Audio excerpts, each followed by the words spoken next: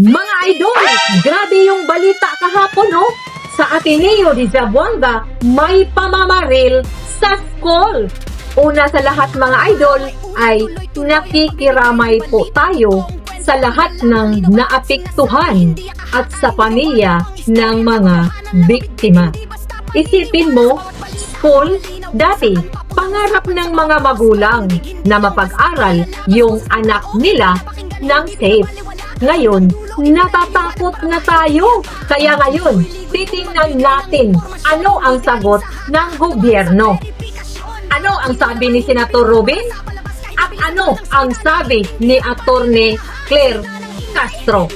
At ano ba talaga ang batas natin? At kung bago pa kayo dito sa ating channel, please like, share, at subscribe ng mga idol. Samahan niyo ako hanggang dulo. Pero bago pa natin ipagpatuloy ang ating talakayan ay binabati ko po kayong lahat ng isang magandang araw, Luzon, Visayas at Mindanao at sa lahat ng mga kababayan, kapatid natin na nasa ibang bansa. Sana po ay nasa mabuti po kayong kalagayan saan man kayo naroroon. Ito na naman po ang inyong lingkod, Linda TVPS sa Philippine Update channel natin. Bago pa tayo magbigay ng ating reaksyon at opinion at mayroon din akong isi-share sa inyo kung ano ba talaga ang umiiral na batas ngayon patungkol sa mga bata. Panoorin muna natin ang pahayag ni Senator Robin Padilla versus pahayag ni Jose Claire Castro. Kaya panoorin na natin ang video. Isa na naman pong napakalungkot na balita ang ating pong natanggap. Ito po ay patungkol sa naganap na naman na karahasan at karumal-dumal na krimen diyan po sa siyudad ng Zamboanga. At isa na naman pong estudyante ang nakagawa ng isang bagay na hindi po natin pa maipaliwanag ito sapagkat hindi pa po natin alam ang mga tunay na naganap. Mahirap po magbigay ng komento. Lahat po ngayon ay nababalitaan lang natin sa mga social media, impluwensya ng social media sa ating mga kabataan dahil palagian po sila na gumagamit ng kanilang account. Sila po ay nakapag-live pa po ito. At napakalaki po ng epekto talaga sa mga bata ng social media. Alam ko pong maraming nagagalit sa akin dyan. Sobrang dami pong taong nagalit sa akin dyan. Noong ito po ay isinasagawa namin ng public hearing. At yan po ang isang bagay sana na ilalapit ko po sa inyo na sana po yung maintindihan po ninyo kung ano yung pinupunto ko. Napakadami pong nagalit sa akin, binasa ako patungkol dito. Alam nyo mga kababayan, sana po yung namnam ninyo ang gusto kong sabihin na hindi na po talaga maganda itong nangyayari. Napakapangit na po nitong nangyayari na ito. Sana po kung ako po ay nagkakaroon ng mga maling choice ng mga salita, hindi po ibig sabihin yan ay kinukutiyak ko kayo, kinukutiyak ko ang kabataan. Hindi po. Iyan po ay panggising. Ang gising. Upang manamnam niyo po ang katotohanan. Ito pong mga nangyayaring karumal-dumal na krimen na ito. Nakita ko na po ito eh.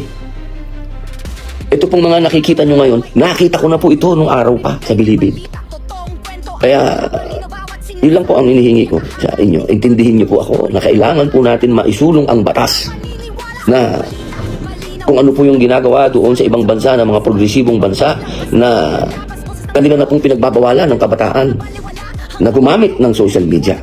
Sapagkat ito po hindi na nakapagbibigay ng tamang pag-iisip, hindi na nakakapagbigay ng tamang halimbawa, at nagagamit pa po para maging daan upang yung kanilang mga iniisip na karahasan sa kanilang mga nais nilang gawin ay nagagawa nila. Ang mga kabataan natin ay naggagabayan hindi lamang ng kanilang mga magulang kung hindi sa kanila mismong paaralan. Minsan na po natin nakita, mismo ang ibang mga guro ay lumalabag sa ganitong klase ng moralidad. Sila minsan lang nagtuturo sa kanilang mga estudyante kung papaano maging walang modo, lalo-lalo na sa mga nakakatanda or sa mga ibang tao. Panahon na po, hindi lamang po ang gobyerno, lahat po tayo, especially pag nasa school. Kayo po ang magsilbing pangalawang guro sa ating mga kabataan. O ito na, bago pa tayo magbigay ng ating mga reaksyon at opinion at mga katanungan, ay hayaan mo muna ninyo akong i-recap ang batas na Juvenile Justice Act RA 9344 na isinusulong po ito ni Senator Kiko Pangilinan. Ang Juvenile Justice Act RA 9344 ay 15 pababa, ang edad ay walang kulong. DSWD, bahay pag-asa lang. 15 to 18 years old, rehab kung may discernment. At hindi sa kulungan. Bawal sa regular na bilangguan, dapat rehab plus school plus counseling. Ang Juvenile Act Part 3 ay yung confidential. Bawal ang pangalan ng minor at bawal mukha ng minor.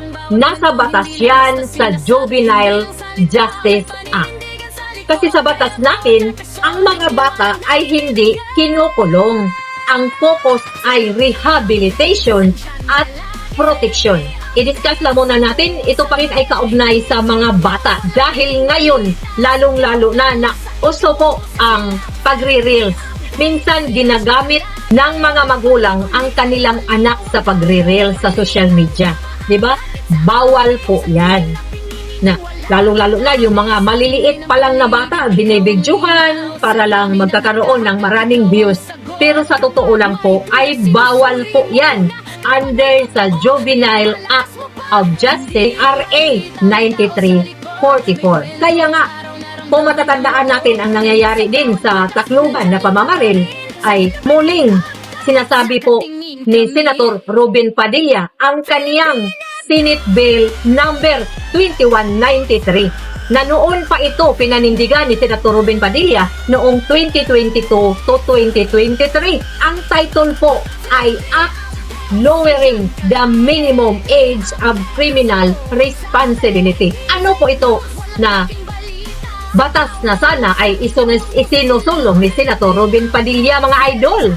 Anong gusto niyang ibaba? Ngayon, sa RA 9344 ay 15 pababa, hindi managot kung mayroon siyang nagawang kasalanan. 15 to 18, mananagot pero rehab. Yun po ay under sa Republic Act 9344. Pero gusto sana ni Senator Robin Padilla na ibaba sa 12 years old. Ibig sabihin nito, mga idol, 12 years old pababa, exempted pa rin. DSWD, 12 to 18 years old, pwede nang managot sa batas. Pero hindi pa rin sa regular na kulungan. Dadaan pa rin sa bahay pag-asa at rehabilitation. At bakit kaya gusto ni Senator Robin Padilla na ibaba ito? Sabi niya, ginagamit ng mga bata sa sindikato sa drugs, pamamaril at akyat bahay. Diba? Tama naman po ito, mga idol. Para may consequence yung bata pag gumawa ng krimen. At para matakot yung matatanda na gumagamit sa mga bata. Pero anong sabi ng mga kontra? Sabi ng DSWD, UNICEF at mga child rights groups ay mas lalong dapat gabayan at i-rehab, hindi kulong, kahit 12 years old. Kaya status ngayon sa 2026 ay hanggang ngayon hindi pa napasa ang Senate Bill 2193 na gusto ni Senator Robin Padilla. Nakapinding pa din sa Senado yung RA 9344 pa rin ang umiiral. 15 years old pa rin ang minimum age. At ngayon, marami ding nagtatanong, bakit hindi kinukulong ang mga bata. Dahil sa batas natin, ngayon, 15 years old, pababa, hindi mananagot. So ngayon, sa mga pangyayari sa iba't ibang paaralan, mga idol, comment po kayo, ano po ang masasabi ninyo patungkol sa mga pangyayari dito sa ating bansa? Ano kaya ang mas tama? Batas o rehab? At isa pa, komento ko po sa sinasabi ni Jose Claire Castro. Hindi po kailangan na sisihin ang mga guro dahil sa sinasabi nga na ang para sa akin na opinion ko lang po ito, ang mga guro ay pangalawang magulang po sila ng mga bata kung andon po sila sa paaralan. Tayo pa din na mga magulang ang siyang gumagabay sa ating mga anak. Kaya huwag na lang po tayong magsisihan dito. Sila mismo ang nasa gobyerno, sila po ang dapat gumawa ng batas na makakabuti sa mga mamamayang Pilipino, lalong-lalo na sa mga bata. Para sa akin, dapat amendahan na yan ang batas na isinusulong ni Senator Robin Padilla dahil ito na ang talagang magpapatakot both magulang at sa mga bata at sa mga taong gumagamit sa mga bata para pagkapirahan. Tama po ito. At sa sinasabi din na Senator Robin Padilla na dapat amindahan na din ang batas na sa paggamit ng social media sa mga bata ay para lang sa akin na opinion ko lang po at kayo na lang pong bahala magbigay ng inyong mga opinion. Payag ba kayo sa batas na isusulong ni Senator Robin Padilla na pagbabawal sa mga bata sa paggamit ng social media? Para sa akin ay mahirap yun dahil bilang isang magulang at isang mamamayang Pilipino, karamihan po sa nakikita ko sa ating mga kababayan ngayon. With all due respect, wala po tayong tinatamaan dito pero karamihan sa mga magulang or mga babysitter, sa tuwing umiiyak ang mga bata ay wala silang ibang ibibigay kundi cellphone. Cellphone. So kung amindahan ang batas na yan sa pagbabawal ng paggamit ng social media para sa kabataan ay parang mahirap hulihin ang mga magulang or guardian na nagpapagamit ng mga cellphone sa kanilang mga anak or sa mga bata na murang edad. Dahil hindi naman natin makukontrol talaga sa milyon-milyong Pilipino ay hindi yun makukontrol. Karapatang pangtao yan sa pagpapagamit ng cellphone. Pero tayong mga magulang ay dapat obligasyon natin na bantayan, i-monitor natin ang ating mga anak kung anong platform sa social media ang ginagamit ng ating mga anak. Lalong-lalo na ang mga mahilig sa online games. So, ngayon, talagang talamak na talaga ang paggamit sa klase-klaseng platform sa social media nga nagbibigay din ng hindi mabuti para sa ating mga anak na mga minor de edad. Tayong mga magulang ay tungkulin po nating gabayan ang ating mga anak. Monitorin natin kung ano ba ang kanilang mga platforms na ginagamit sa social media. Kaya mag-comment po kayo mga idol, mga kababayan at mga kapatid ko kung ano po ang inyong mga komento sa mga pangyayari sa ating bansa ngayon. At higit sa lahat, ipanalangin po natin ang mga biktima sa Ateneo de Zamboanga at ipanalangin din natin ang lahat ng mga paaralan, mga guro at mga estudyante sa ating bansa. So yun lang po ang ating talakayan ngayong araw at huwag kalimutan mag-subscribe sa ating channel para updated po kayo sa ating mga bagong reaksyon at opinion. Abangan po bukas ang part 2 ng ating talakayan, ang pagpunta ni Senator Robin Padilla sa Ateneo de Zamboanga.